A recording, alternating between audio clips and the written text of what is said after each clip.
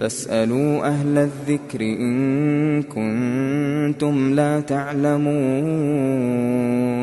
Onun üçün, qardaşlarım, hər bir dərslərimizdə keçirilən və qardaşlara söylədiyimiz nəsiyyətlərimizdə etdiyimiz nəsiyyətlərdən budur ki, qardaşlarım, Allah Azze ve Celle'nin kitabını gözəl bir şəkildə tədəbbür edin.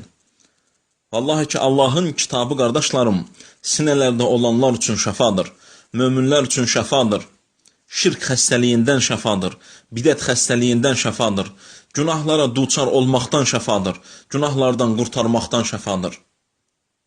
Allah Azze ve Celle bizlərə Quran-ı Kərimi möminlərə şəfa olaraq endirmişdir. Onun üçün, qardaşlarım, tədəbbür etdiyimiz zaman əcaib olan, maraqlı olan və baxmamız lazım olan tədəbbürdə budur ki, qardaşlar, Allah Azze ve Celle Quran-ı Kərimdə şəfa demişdir, dəva deməmişdir, dərman deməmişdir. Allah Azze ve Celle buyurur ki, qardaşlar, وَنَزَّلَّا مِنَ الْقُرْآنِ مَا هُوَ شِفَاءٌ وَرَحْمَةٌ لِلْمُؤْمِنِينَ وَلَا يَزِيدُ الظَّالِمِينَ إِلَّا خَسَارًا. Biz Quranda möminlər üçün şəfa və mərhəmət olan ayələr nazil etdik. Allah Azze ve Celle, qardaşlarım, bu ayəyə diqqətlə söy. Görərik ki, Allah Azze ve Celle şəfa dedi, dərman demədi.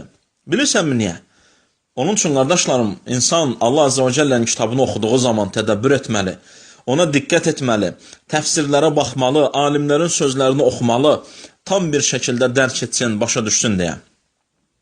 Çünki, qardaşlarım, dəva, dərman ola bilər ki, onunla insan şəfa tapsın və ola bilər ki, dərman öz təsirini göstərməsin və insan şəfa tapmasın. Amma Quran elə deyildir, qardaşlar. Quran özü şəfadır hər bir xəstəliyə.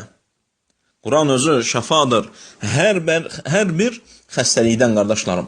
Onun üçün, qardaşlarım, Quran-ı Kərim şəfadır hər bir xəstəlikdən və dərdün əlacıdır və şəfasıdır, qardaşlar.